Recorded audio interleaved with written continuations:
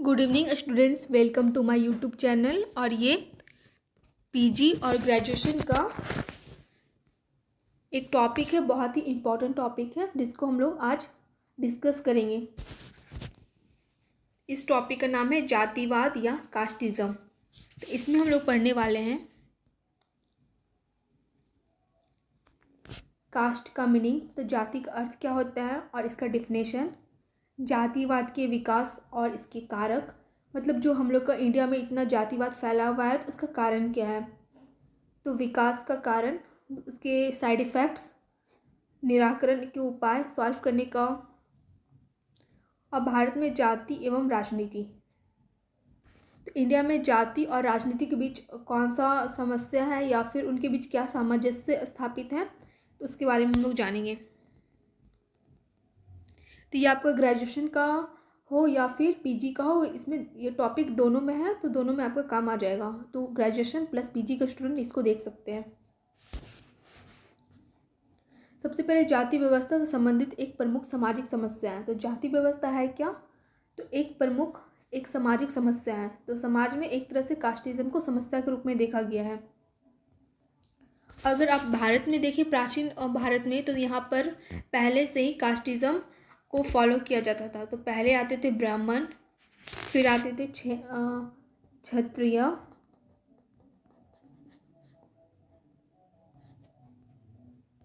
और वैश्य के बाद आते थे शूद्र। तो इसमें भी मतलब उनके जन्म के आधार पर उनको जाति में बांटा गया था। और उसके बाद फिर जब ऋग्वेद का बिफोर ऋग्वेद के जो पहले उनको जन्म के आधार पर जाति में बांटा गया था, और उत्तर ऋग्वैदिक काल में उसको जब उनका के कार्य के अनुसार उनको जाति में बांटा गया था। तो ब्राह्मण का कार्य क्या था कि जितने भी धार्मिक कार्य होते थे वो सबका मतलब वनस्थ, मतलब सबसे पहले ब्राह्मण लोग आते थे, तो वो सारा कार्य वही संपन्न करते थे। सेकंड में जो क्षत्रिय होते थे, तो क्षत्रियों का काम होता था कि युद्ध करना, और वैश्य का जो काम होता था वो व्यापार करना होता था, और शूद्रों का काम होता था ऊपर जो तीनों कास्ट हैं उनकी सेवा करना। तो बोला जाता था जो ब्राह्मण है वो जो ब्रह्मा है, तो उनके मुख से, मतलब उनके मुख से उसका जन्म हुआ है। और जो क्षत्रिय हैं उनका जन्म उनकी भुजाओं से हुआ है। अब वैश्य जो है उनका जन्म उनकी जगह, उसको जो हम लोग थाई बोलते हैं, वहाँ से हुआ है। और शूद्रो उनका जन्म उनके पैर से हुआ है। तो इस तरह भारत में धीरे धीरे वो चीज़ फैलते गया, और एक बहुत ही व्यापक तौर पर इसका जो हम लोग को साइड इफ़ेक्ट्स देखने को मिला था। इसलिए कास्टिज्म को इंडिया में देखने को मिला, जिसमें से इसको ख़त्म करने के लिए संविधान में आर्टिकल 17 को फॉलो किया गया, मतलब उसको लाया गया, जिसमें से जो शूद्र होते थे, जो सबसे नीची जाति के होते थे, उनके ऊपर बहुत ही ज़्यादा अत्याचार किया गया। और बहुत सारे समाज सुधारक भी हुए, जैसे कि राजा राम मोहन राय, BR अम्बेडकर और दादा भाई नौरोजी। तो उन लोगों ने कुछ कास्टिज्म को लेकर या जातिवाद को लेकर उनके लिए आवाज़ उठाया, और बहुत सारे आंदोलन भी हुए थे। और एक थे ज्योतिबा फुल्ले, उन्होंने भी कास्टिज्म को लेकर आवाज़ उठाया था।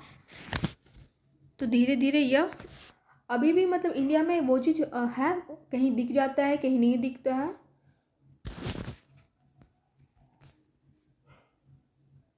तो ये तो हो गया इंट्रो। तो हम लोग अपना टॉपिक स्टार्ट करते हैं।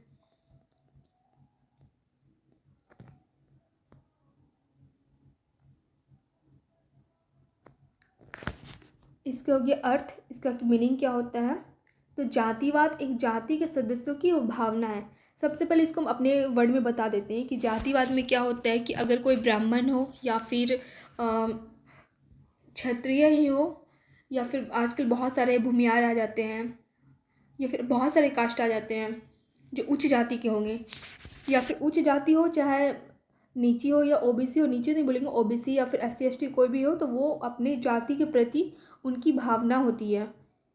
और वो जो जो भी कार्य करते हैं अपनी जाति के हित के लिए कार्य करते हैं, या अपनी जाति को प्रोटेक्ट करते हैं कि हम इसको सबसे ऊपर रखना है या फिर अन्य जातियों से सर्वश्रेष्ठ घोषित करना है।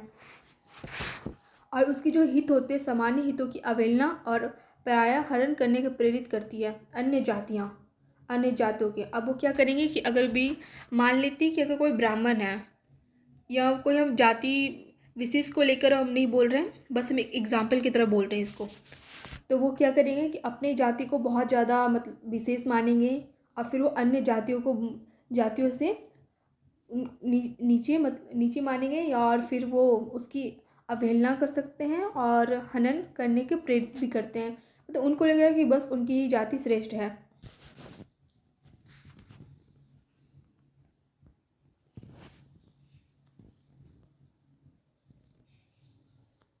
इसमें जातिवाद की प्रमुख परिभाषाएं निम्नलिखित हैं। उसमें कुछ विचारक हुए हैं जो दिए हैं।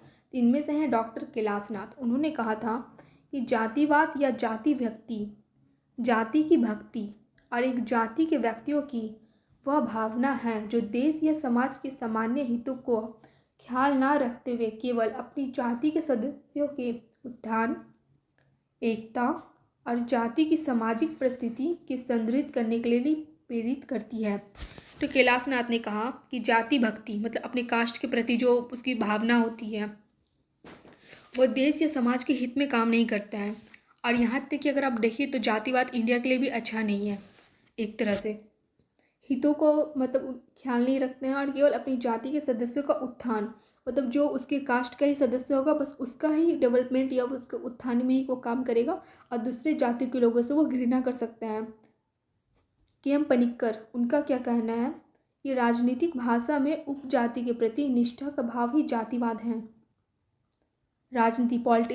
उपजाति क्या होता है कि जनरल कास्ट के जो लोग होते हैं उनको उपजाति बोला जाता है।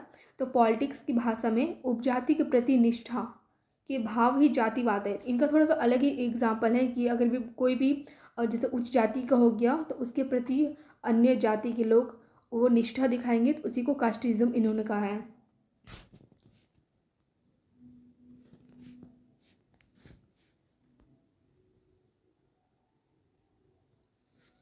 उपयुक्त परिभाषा में स्पष्ट है कि जातिवाद से प्रभावित व्यक्ति अपनी भावनाओं को अपने ही जाति में केंद्रित कर देता है और वह उन्हीं के कल्याण के लिए चिंता करता है और समाज विरोधी भी कहा जा सकता है। तो इसमें सबसे ऊपर में बताया गया कि जातिवाद में जो व्यक्ति फॉलो करता है इस जातिवाद को, तो वो अपने ही जात के लोग होते हैं, उसको ही सर्वश्रेष्ठ मानेगा और उसके ही कल्याण की चिंता करेगा कि, और दूसरे जो अन्य जाति के लोग हैं तो उनको घृणा कर सकता है या फिर उनको कम आंक सकता है। तो इसको बोलते हैं समाज विरोधी भावना है एक तरह से, कि समाज में बहुत तरह के लोग रहते हैं, तो उन सब में से अगर कोई एक व्यक्ति है जो कुछ अलग जात का है या फिर दूसरा व्यक्ति है तो सब कोई अपने अपने जात को ही सर्वश्रेष्ठ मानेंगे, तो ये कोई समाज विरोधी भावना है। संक्षेप में जातिवाद से प्रेरित व्यक्ति अपनी ही जाति के कल्याण के लिए केवल सोचते और विचारते ही नहीं बल्कि उसी के अनुसार कार्य भी करता है। बल्कि वो सोचता नहीं है कि हाँ ये जाति मेरा जाति अच्छा, बल्कि उसके अनुसार भी वो कार्य भी करता है बहुत सारा। तो जातिवाद के विकास का कारक क्या क्या है, तो ये factors of the growth of casteism.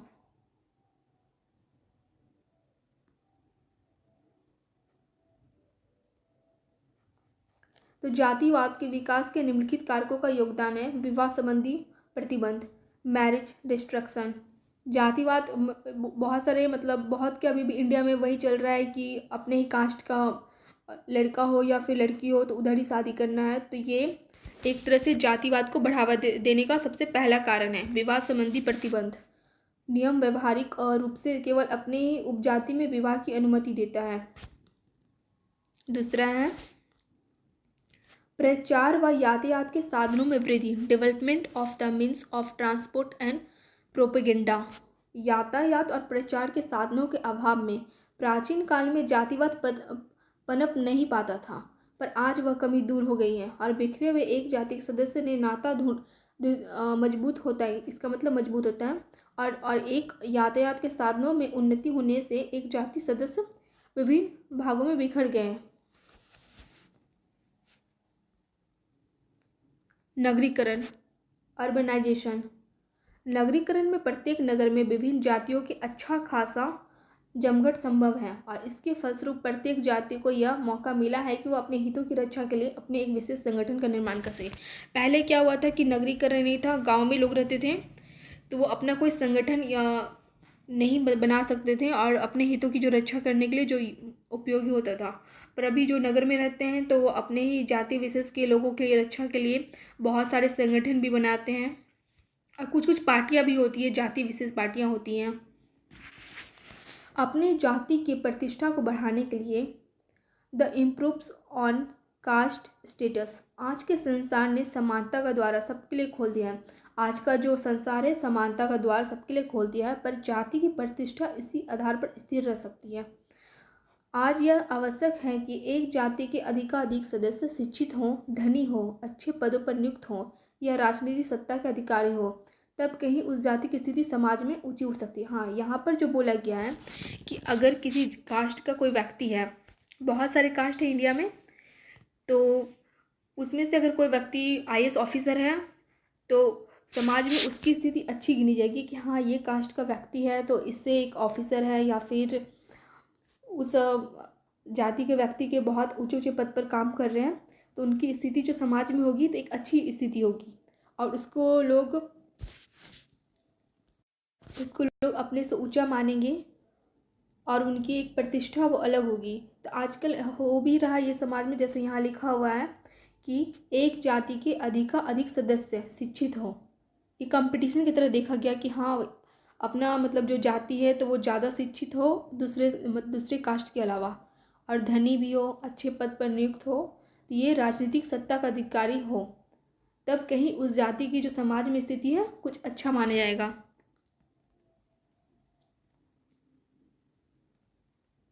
औद्योगिक विकास, इंडस्ट्रियल डेवलपमेंट।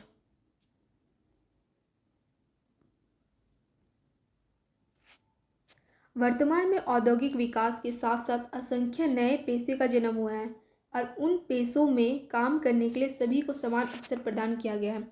अर्थात जातीय आधार पर उन पेशे को ना तो विभाजन किया गया, ना ही ऐसा करना संभव था। इसका परिणाम यह हुआ कि अनेक पेशी के दृष्टिकोण से सभी जातियों के सदस्य एक स्तर पर आ खड़े हुए और उन पेशों की नियुक्ति से संबंध में प्रतिस्पर्धा बढ़ी और फलतः प्रत्येक जाति के लिए यह आवश्यक हो गया कि यह पेशों में नियुक्ति के संबंध में अपने सदस्य को कुछ संरक्षण प्रदान करें। तो यहाँ पर क्या गया कि इंडस्ट्रियलाइजेशन के तहत जैसे कि बहुत सारे औद्योगिक स्थापित किए गए हैं, तो उसमें से जो बहुत सारे कास्ट के लोग उधर काम करते हैं तो उसमें भी उन लोगों के बीच में एक कंपटीशन है कि हाँ कि मेरे कास्ट का लोग ज़्यादा ही उनको जॉब मिले या फिर वो पेशे में नियुक्त हो, तो या फिर एक तरह से अगर कोई व्यक्ति वो उद्योग में काम कर रहा है तो अपने ही कास्ट के लोगों को संरक्षण प्रदान करेगा वहाँ पर या फिर कुछ छूट देगा।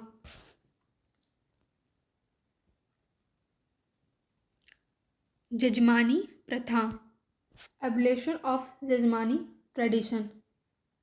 जजमानी प्रथा के अंतर्गत प्रत्येक जाति दूसरी जाति के लिए आवश्यक सेवाएं प्रदान करती थी और बदले में आवश्यक वस्तुएं प्राप्त करती थी। इसमें एक दूसरे जाति के बीच आदान प्रदान चलता रहता था।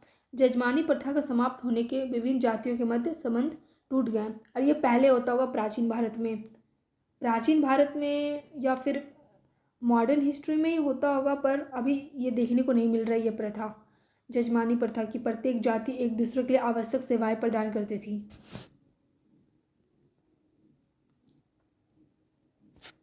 संस्कृति, सोशलाइजेशन, सांस्कृतिकरण की प्रक्रिया में भी जाति वर्ग को बढ़ावा दिया गया है। सांस्कृतिकरण की प्रक्रिया के द्वारा निम्न जाति और अपने से उच्च जाति के व्यवहारों को ग्रहण करती है और सांस्कृतिकरण करने वाली जाति अपने को अन्य निम्न जातियों से ऊंचा मानने लगी है।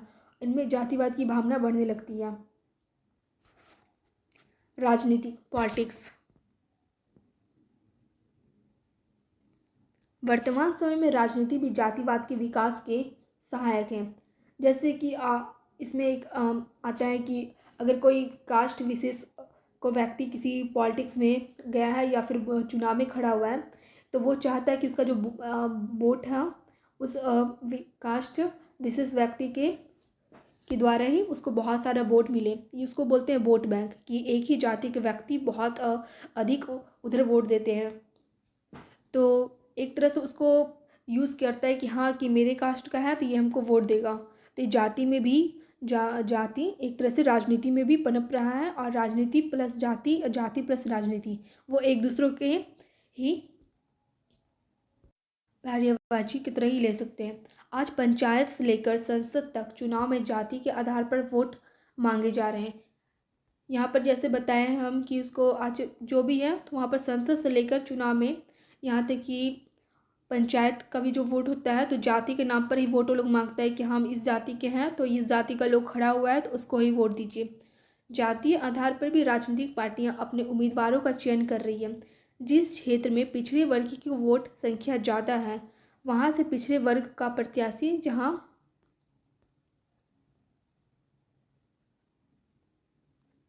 जहां मुसलमान प्रत्याशी आदि को ही चुना जाता है। आज भारत में विभिन्न स्थानों पर जाति के नाम पर वोट मांगे व दिए जाते हैं। विभिन्न जातीय संगठन, वेरियस कास्ट बेस्ड ऑर्गेनाइजेशन।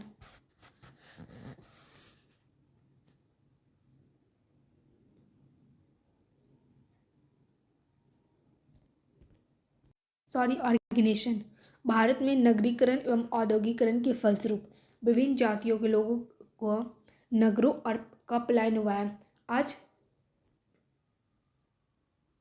विभिन्न जातियों के लोगों का नगरों और की ओर पलायन मतलब क्या, कि वो नगरों की ओर चले गए हैं। नगर में कोई व्यापार करने के लिए जाता है या फिर कुछ काम के लिए या फिर हमेशा के लिए चला जाता है, उसको पलायन बोलते हैं। कि एक जगह का व्यक्ति अगर किसी दूसरे स्थान पर चला जाए तो उसको पलायन बोलते हैं। आज विभिन्न औद्योगिक नगरों में विभिन्न जातियों के अपने अपने जातीय संगठन हैं। अपनी जाति के सदस्यों के हितों के लिए सभाएं, सम्मेलन, अपना जो बहुत सारे शहर हैं उसमें से कुछ विशेष जाति के लोग होते हैं तो उनका एक संगठन है, और वो अपने जाति को मतलब संगठन में सभाएं करते हैं, सम्मेलन करते हैं। और राजनीति में भी इन जातीय संगठनों का सक्रिय योगदान रहा है। राजनीति में भी उनको बहुत अच्छा सा योगदान रहा है। उनका एक्टिविटी है कि राजनीति में कि कुछ जाति विशेष के लोगों का किस प्रत्याशी को मत देना है या उनके द्वारा तय किया जाता है। फलस्वरूप जातिवाद को बढ़ावा मिलता है। तो ये था आपका जातिवाद में विकास की कारक। तो एक बार फिर से देख लेते हैं क्या क्या कारक हैं। तो विवाह संबंधी प्रतिबंध, प्रचार व यातायात के साधनों में वृद्धि, नगरीकरण, अपनी जाति की प्रतिष्ठा बढ़ाने के लिए औद्योगिक विकास, इंडस्ट्रियल डेवलपमेंट, जजमानी प्रथा, एबोलिशन ऑफ जजमानी ट्रेडिशन, संस्कृतिकरण, सोशलाइजेशन, राजनीति, पॉलिटिक्स, विभिन्न जातीय संगठन, वेरियस कास्ट बेस्ड ऑर्गेनाइजेशन, जातिवाद के दुष्परिणाम, उसके साइड इफेक्ट्स क्या क्या है हम लोग समाज में। तो जातिवाद प्रजातंत्र के लिए घातक है। Casteism dangerous to democracy. जाति और प्रजातंत्र दोनों एक दूसरे के विरोधी थे। इनके अनेक पेशेवर नेता राजनीति क्षेत्र में जातिवाद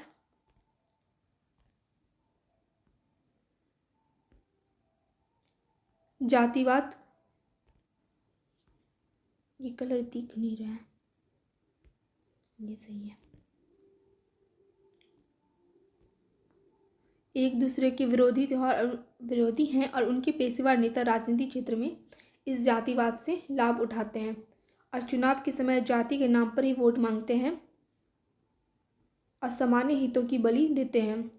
जो हम लोग का अगर भारत में लोकतंत्र अगर तो नहीं मतलब लोकतंत्र है, डेमोक्रेसी है भारत में, भारत एक लोकतांत्रिक देश है, तो वहाँ पर सभी कास्ट के लोग रहते हैं, बहुत सारी जातियों के लोग रहते हैं, तो उनको सबको वोट देने का अधिकार है या फिर चुनाव में खड़े होने का अधिकार है। पर ये जो कास्टिज्म आया है, जातिवाद के कारण क्या होता है कि कुछ जाति विशेष के लोग बस अपनी जाति को ही वोट देते हैं अपने जाति के नाम पर कि हाँ ये मेरी जाति का है तो ये डेवलपमेंट करेगा, हम लोग का क्षेत्र का विकास करेगा। तो ये हमारे लोग का डेमोक्रेसी के लिए एक तरह से डेंजरस है या घातक। औद्योगिक कुशलता में बाधा, हिंड्रेंस टू टेक्निकल इफिशियंस, चूंकि सरकारी तथा अन्य प्रकार की नौकरियों में नियुक्ति जाति के आधार पर होती है, इस कारण प्रायः ऐसे ही लोगों की भरमार होती है जो अयोग्य और निकम्मे होते हैं। इसका परिणाम यह होता है कि योग्य व्यक्ति अयोग्य निकम्मे होते हैं और अयोग्य और कुशल व्यक्तियों को मौका ही नहीं मिलता है। यह रिजर्वेशन कोटा का बात किया जा रहा है यहाँ पर, आरक्षण। नैतिक पतन, मोरल, जातिवाद से प्रेरित होकर अपनी जाति के सदस्यों को हर प्रकार की सुविधा प्रदान। नैतिक पतन, सुविधा प्रदान करने के लिए अनेक अनुचित और अनैतिक उपायों का सहारा लिया जाता है। इसमें जातिवाद के नाम पर नैतिक पतन भी होता है। नैतिक पतन होता है कि अगर कोई व्यक्ति है तो अपने ही जाति को प्रोटेक्ट करेगा या फिर उसको सुविधा प्रदान करेगा किसी अन्य जाति के मुताबिक, तो एक तरह से वहाँ पर एक नैतिकता का पतन भी होता है। राष्ट्रीयता और विकास में बाधा, hindrance to the growth of nationality, जातिवाद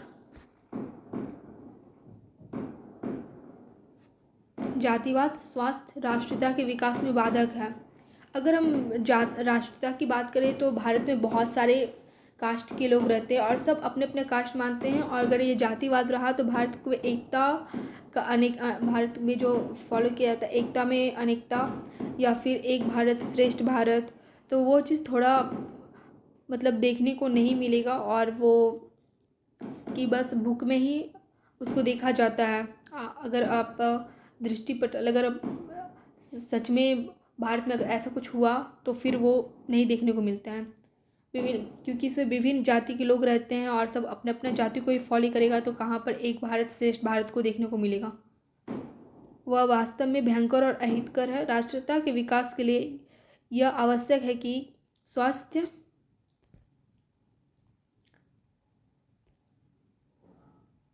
सामुदायिक भावना का विकास हो, और जातिवाद उस स्थिति को उत्पन्न होने से नहीं देता। यह राष्ट्रीय एकता और प्रगति के लिए घातक है। यह किसी भी देश का डेवलपमेंट के लिए प्रगति के लिए बहुत ही घातक होता है जातिवाद।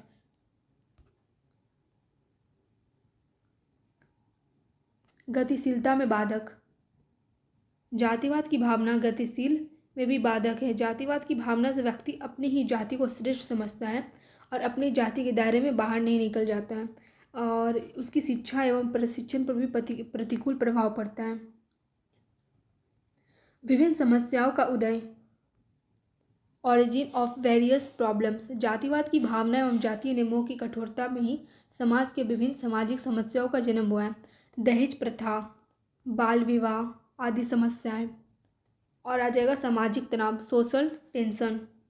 जातिवाद में सामाजिक तनाव में वृद्धि होती है। जब एक जाति अपने ही अन्य जातियों को श्रेष्ठ समझती है तो दूसरी जातियों को निम्न समझती है, तो उनके अधिकार का हनन करती है और समाज में संघर्ष और तनाव का बढ़ावा देता है। बहुत सारे आप लोग को देखने को मिल जाएगा कि हर क्षेत्र में किसी कहीं स्कूल हो या फिर कॉलेज हो या कहीं भी क्षेत्र में ऐसा होता है कि कहीं ना कहीं कास्टिज्म का आपको थोड़ा ना थोड़ा मतलब प्रभाव देखने को मिलेगा ही, क्योंकि हर समाज में हर व्यक्ति इतना भी अच्छा नहीं होता है कि वो कास्टिज्म को फॉलो ना करे, वो अपने जाति को श्रेष्ठ समझता ही है। तो ये एक तरह से दूसरे जो व्यक्ति होते हैं उनके लिए एक मानसिक तनाव हो जाएगा या फिर सोशल टेंशन बोल सकते हैं।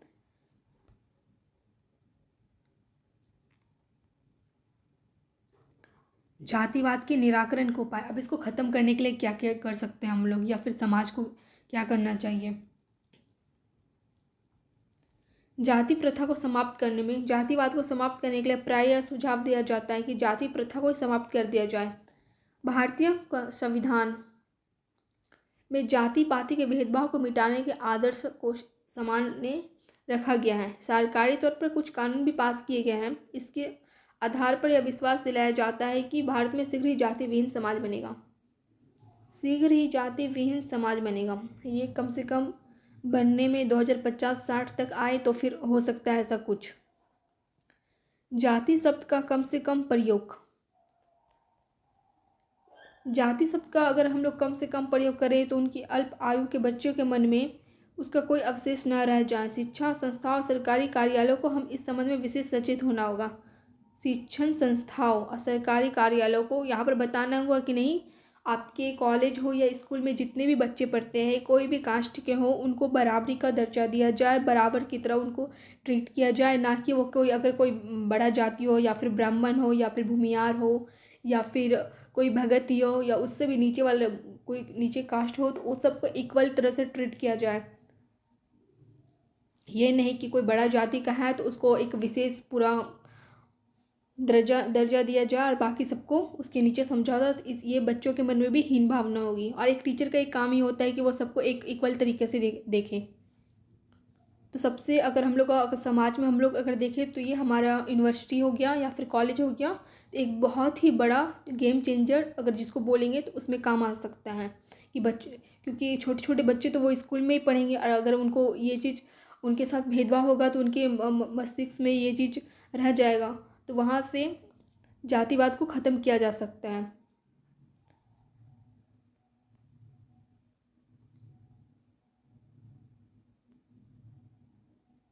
क्योंकि आज के समाज के जो बच्चे होते हैं वो कल के भविष्य के निर्माता भी हो सकते हैं। अंतरजातीय विवाह को बढ़ावा।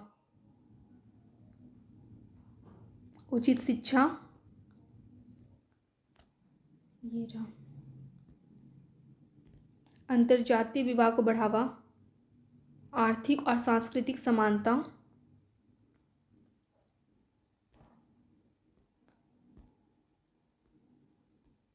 उचित शिक्षा, नए प्रकार के सामाजिक व सांस्कृतिक संगठन,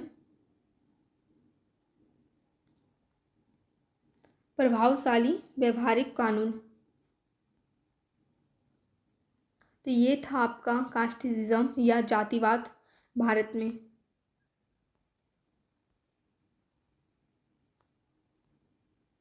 एक बार ऊपर से नीचे स्क्रॉल कर लें।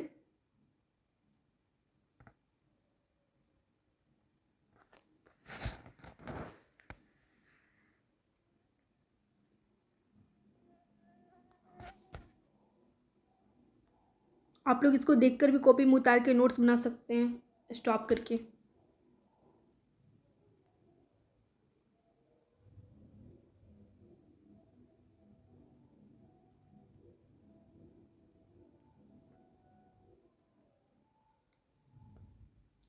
तो थैंक यू। मेरे चैनल को लाइक एंड सब्सक्राइब करें ताकि और भी इम्पोर्टेंट टॉपिक्स हम लाते रहें। तो आप लोग से लास्ट एक मैसेज है कि आप लोग कहीं भी रहें तो प्लीज़ अपना जाति विशेष को लेकर किसी अन्य जाति के लोगों को नीचा ना दिखाएं और एक कास्टिज्म को फॉलो ना करें।